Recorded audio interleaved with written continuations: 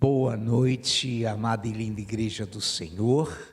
Boa noite, que o Senhor nos possa abençoar mais uma vez neste culto de doutrina, neste culto de ensinamento bíblico. Queremos cumprimentar todos os que nos assistem pela internet. É com alegria que registramos também essa audiência maravilhosa, essa assistência digna que nos é dada pela internet, já abraçando a igreja nesse culto maravilhoso de doutrina. A palavra de hoje já está posta: a esperança gera vida, parte 2. A esperança gera vida. E com certeza absoluta, a esperança gera, nos dá vida, e vida em abundância. Eu quero ler com a amada Igreja do Senhor, para que possamos iniciar esta palavra doutrinária, 2 Samuel, livro de 2 Samuel, capítulo 23, versículos de 1 a 5 somente. 2 Samuel 23, versículos de 1 a 5. São estas as últimas palavras de Davi, palavra de Davi, filho de Jessé, palavra do homem que foi exaltado, do ungido do Deus de Jacó, do mavioso salmista de Israel. O Espírito do Senhor fala por meu intermédio, e a sua palavra está na minha língua. Disse o Deus de Israel, a rocha de Israel, a mim me falou. Aquele que domina com justiça sobre os homens, que domina no temor de Deus, é como a luz da manhã, quando sai o sol, como manhã sem nuvens, como esplendor depois da chuva, faz brotar da terra a erva. Não está assim com Deus a minha casa? Pois estabeleceu comigo uma aliança eterna, em tudo bem definida e segura. Não me fará ele prosperar toda a minha salvação e toda a minha esperança? Te bendizemos, glorificamos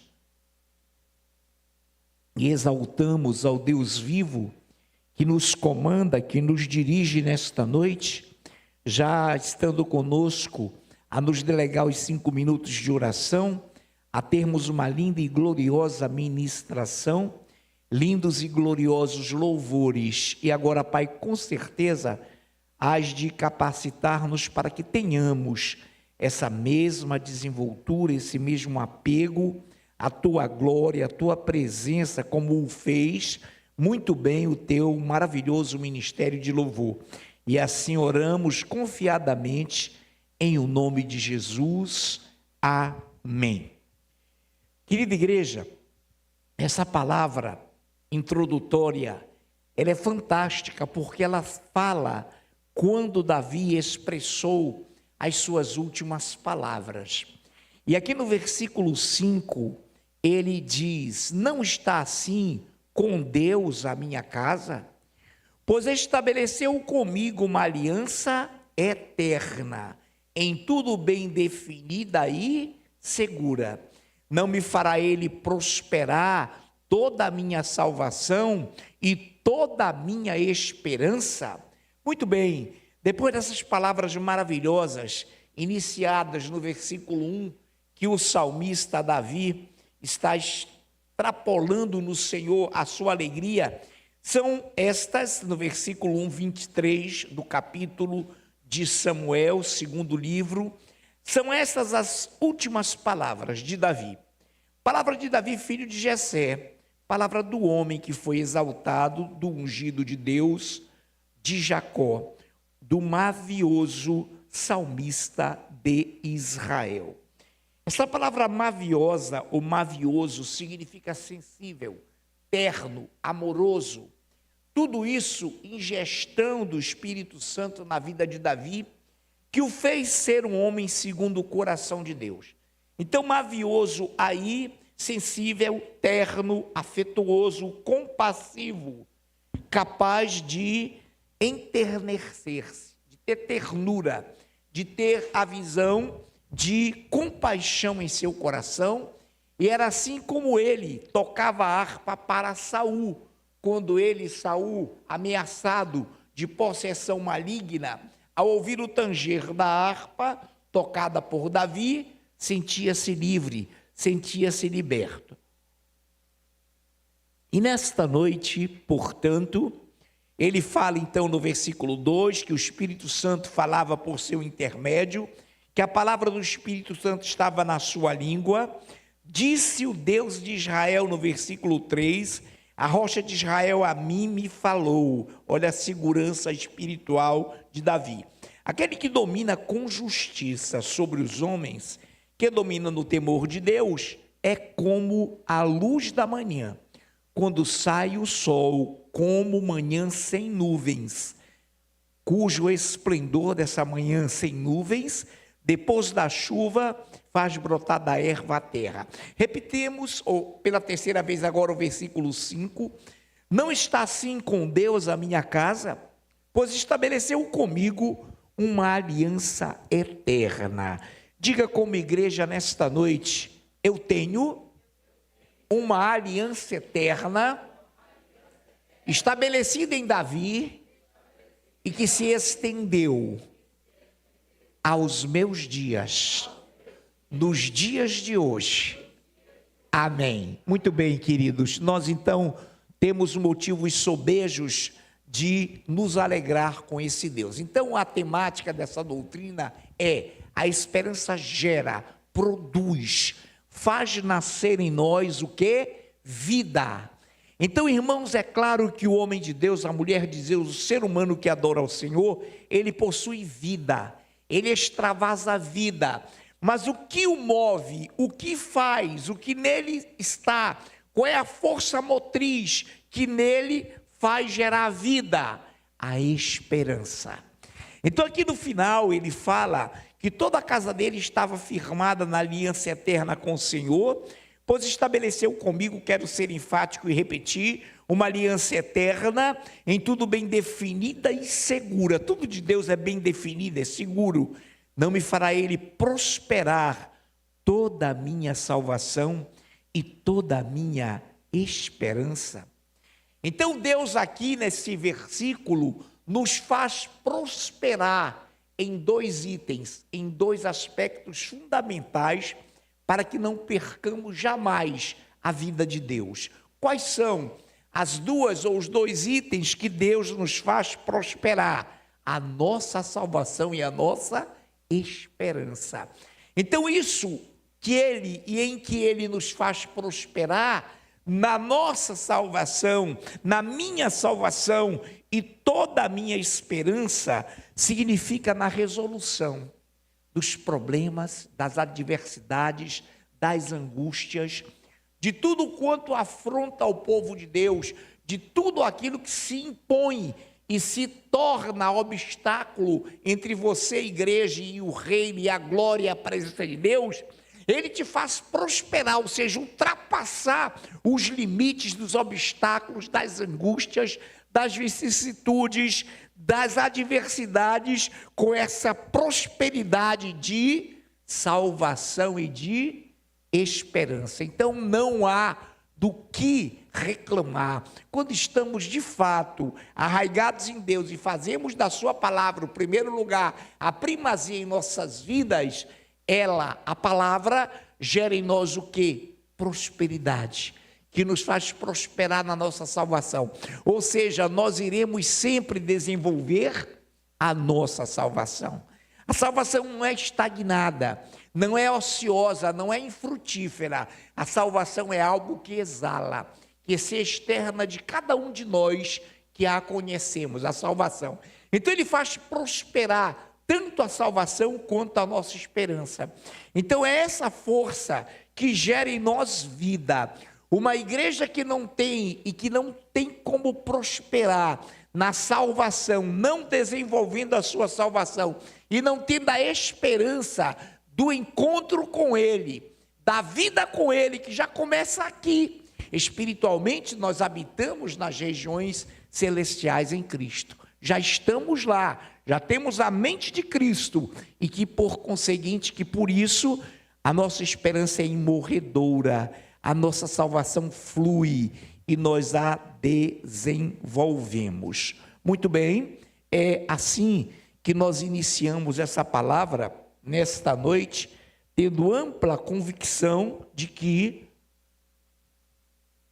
temos a prosperidade vívida, viva, latente, intensa, de que? Da salvação e da esperança. Não há salvação e desenvolvimento de salvação sem que haja esperança desse reino.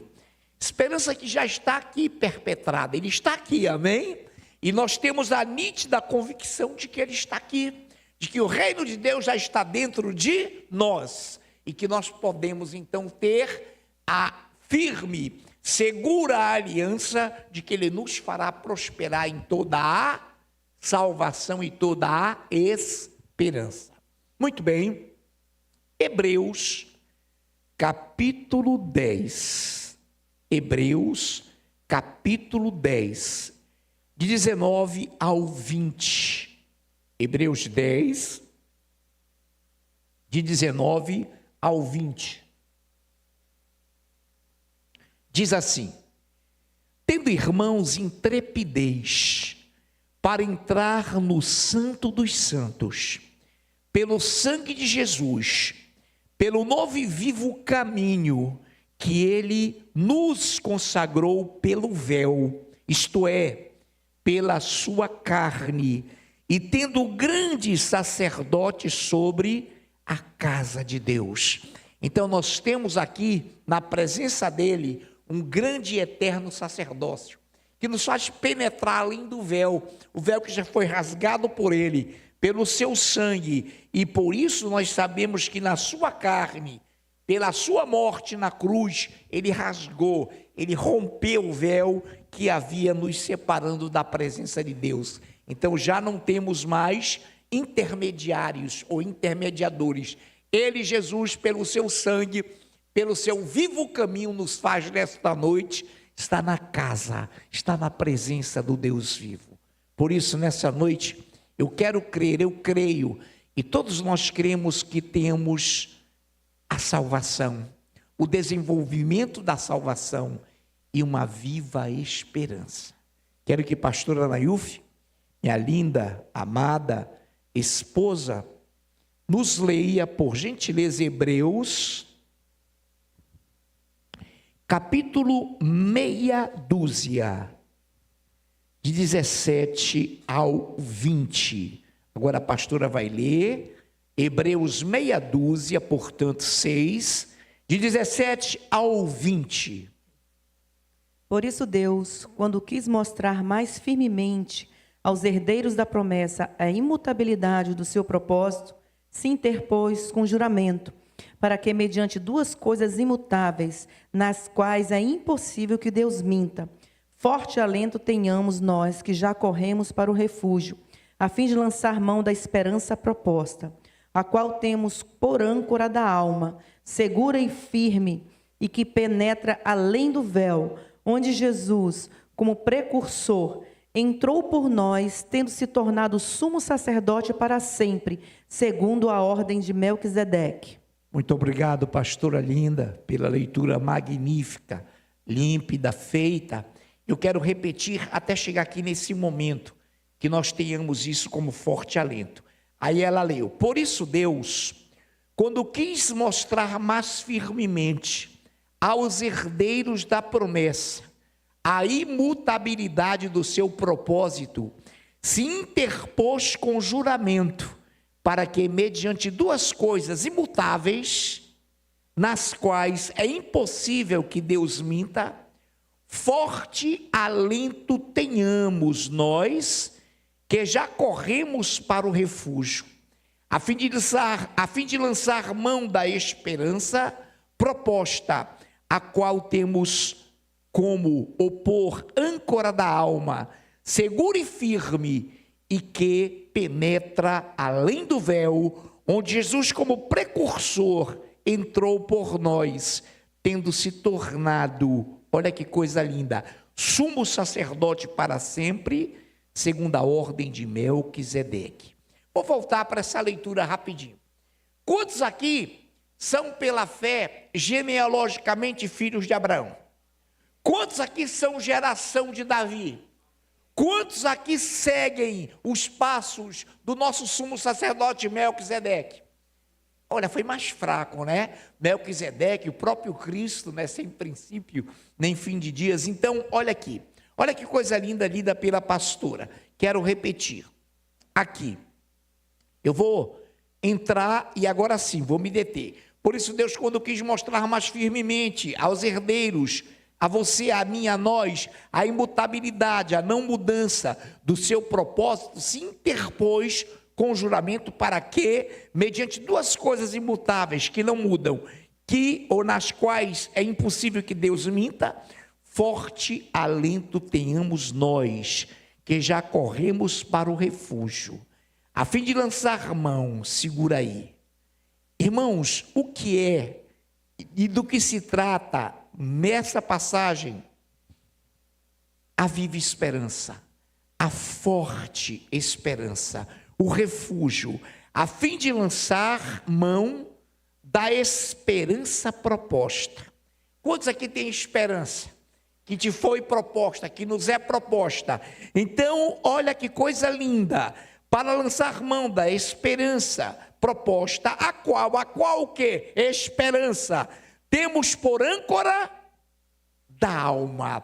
Então, se você tem esperança, há uma âncora, há uma bússola, há uma seta progressiva na tua vida que faz com que tua alma seja próspera, feliz, alegre, desenvolva a salvação e forte alento tenhamos todos nós, firme e forte, temos por âncora da alma o que, amados? A esperança, segura e firme, e que penetra além do véu. Então Jesus, que penetrou além do véu, que rasgou por nós a separação que existia entre Deus e os homens, que desfez a lei em forma de ordenanças e mandamentos, ele nos trouxe o quê? A âncora da alma, forte alento, um refúgio, que é o quê? A esperança.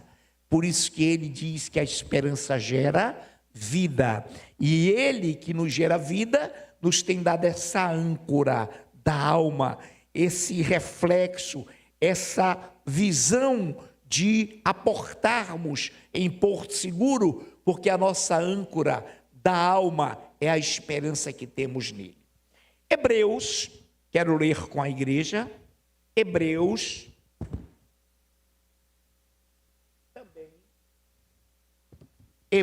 também, para que o internauta entenda o que falamos, Hebreus 10, de 23 ao 25. Hebreus 10, de 23 ao 25.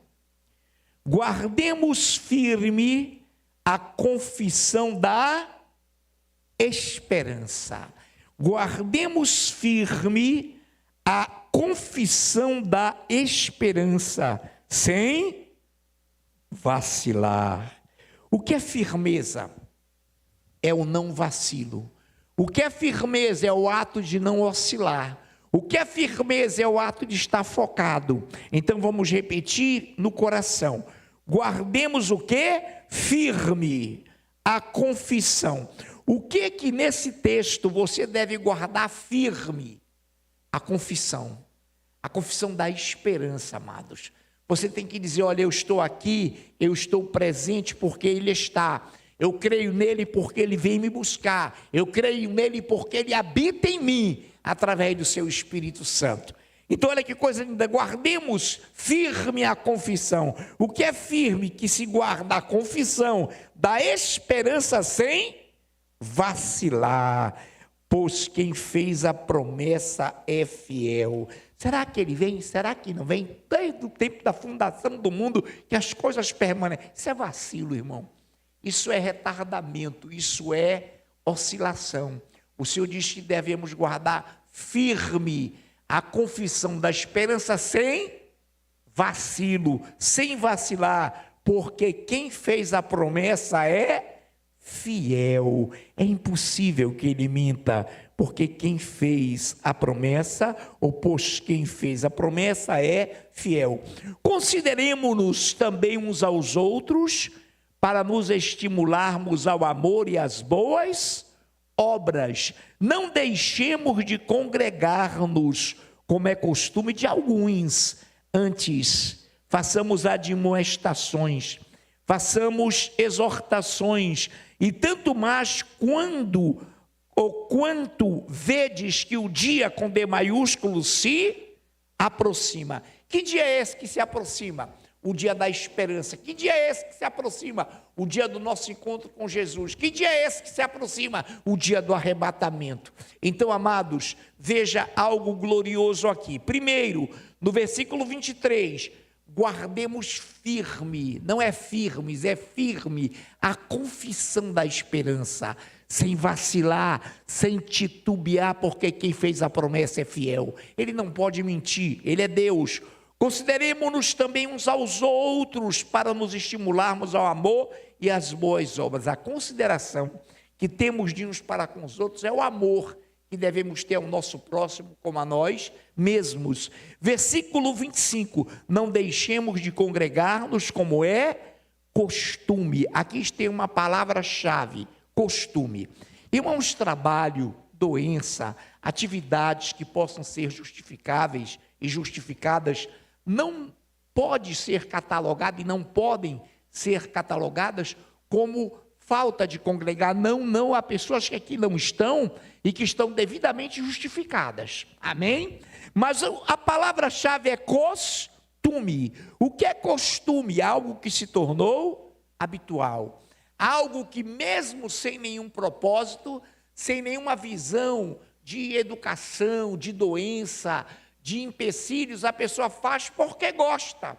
Então é isso e é nisso que a palavra está dizendo. Quem tem o costume, quem não gosta porque não quer congregar, olha que coisa linda, não deixemos de congregar-nos como é costume, hábito de alguns, antes façamos admoestações, congregue, e tanto mais quanto vedes que o dia se aproxima. Que coisa gloriosa, e é por isso que aqui estamos, porque o Deus que adoramos nos chama com amor.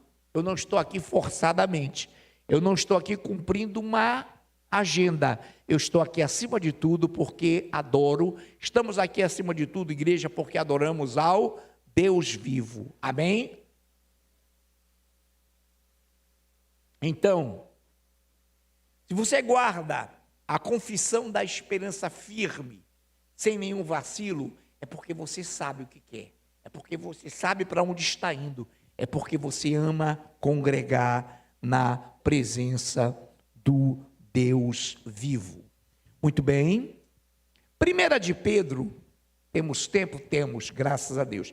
Ministro Anderson Vecchione irá nos ler agora, por gentileza, primeira epístola, primeira carta de Pedro 1, de 3 a 5.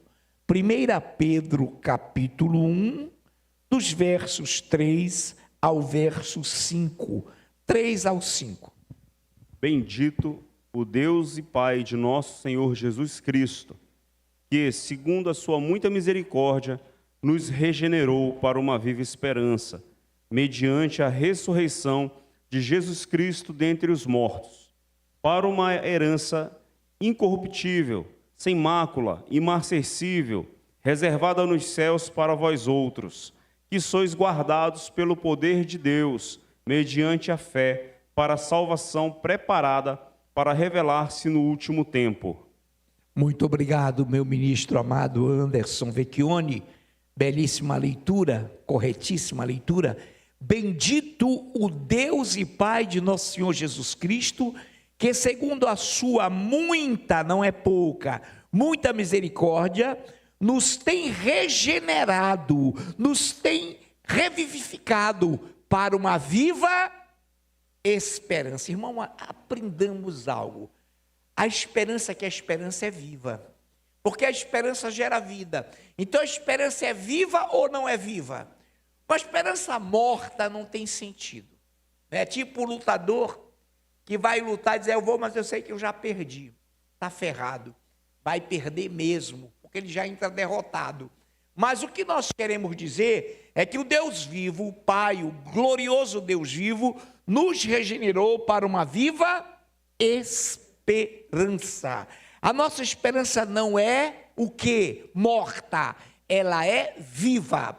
Quando Deus nos deu essa titularidade, fogo vivo, algumas pessoas, óbvio, nunca da igreja, nunca daqui, mas existe fogo morto? Existe, irmão, fogo morto, que se apaga, que se esvai. Mas o fogo vivo é virtuoso, é glorioso.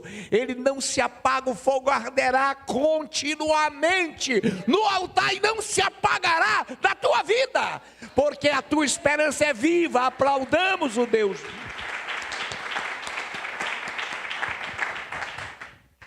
Aleluia, glórias ao Senhor. Jeremias 2,13 diz assim: aguardando a bendita esperança, que além de viva, ela é bendita, aguardando em... Eu falei Jeremias, foi? Eu falei Jeremias?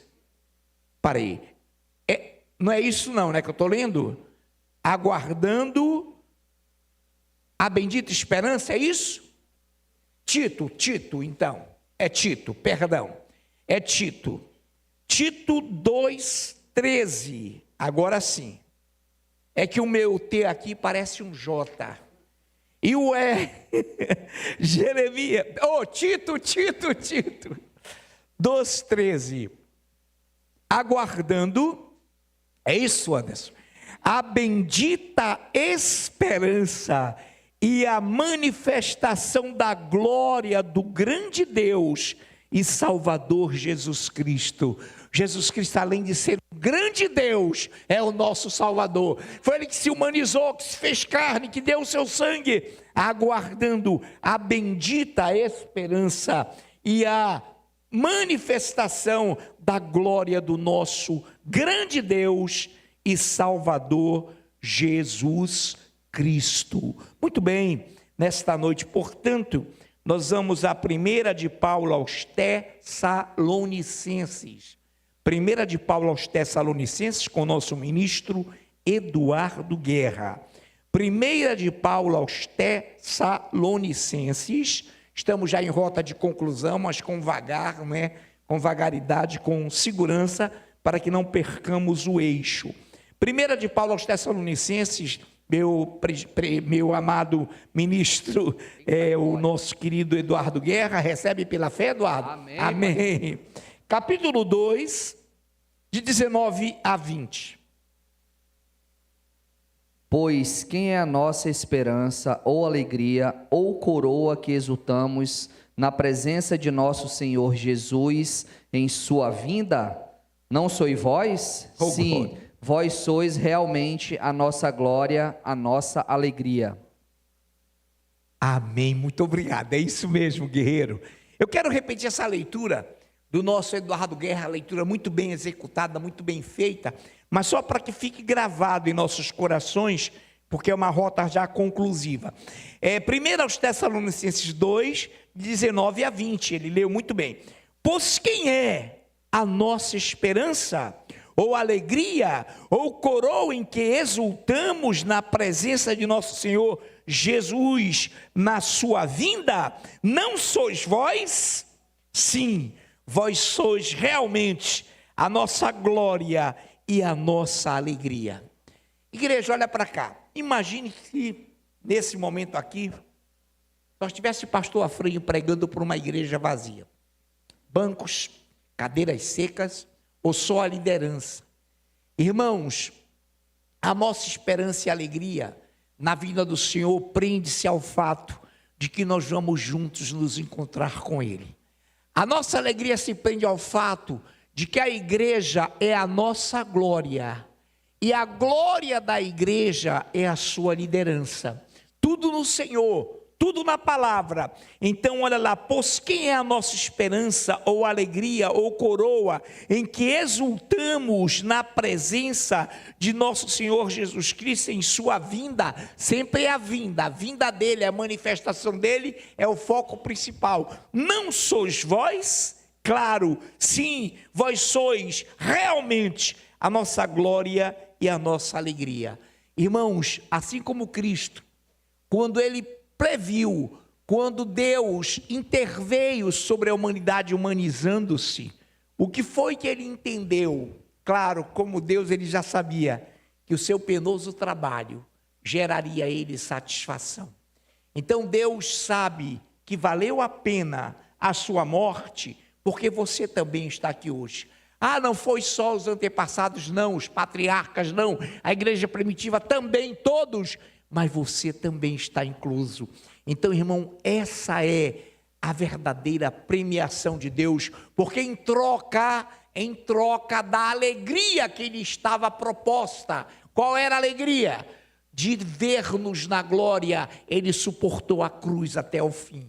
Pela alegria que lhe estava proposta, ele suou sangue, ele foi verter sangue na cruz, porque essa era a alegria que lhe estava proposta, viver eternamente conosco, e que nós víssemos a sua glória, como era desde o princípio, antes da fundação do mundo. Então sim, vós sois realmente a nossa glória e a nossa alegria. Agora, quando, no dia da manifestação, leitura anterior, e agora a leitura do Eduardo, na manifestação de sua vinda. Por isso, igreja, nesta noite, nós fechamos essa visão com Romanos 15, versículo 13.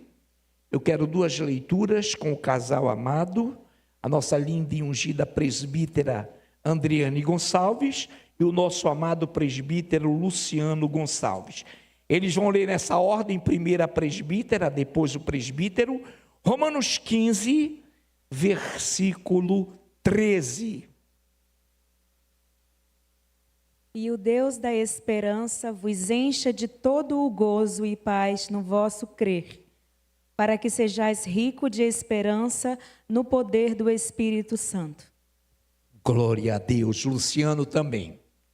E o Deus da esperança vos encha de todo o gozo e paz no vosso crer, para que sejais ricos de esperança no poder do Espírito Santo. Oh, glória a Deus.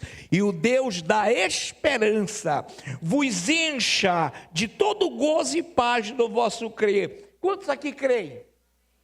Sabe que o texto está falando de você? Você está cheio de gozo e esperança, porque você crê nele. Você está cheio de gozo e esperança, porque crê nele, no vosso querer, para que sejais ricos de esperança.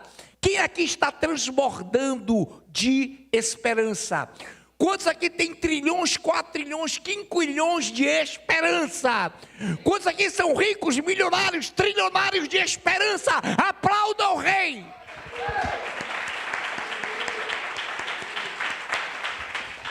Ministério de louvor, suba para juntos adorarmos a esse glorioso Deus.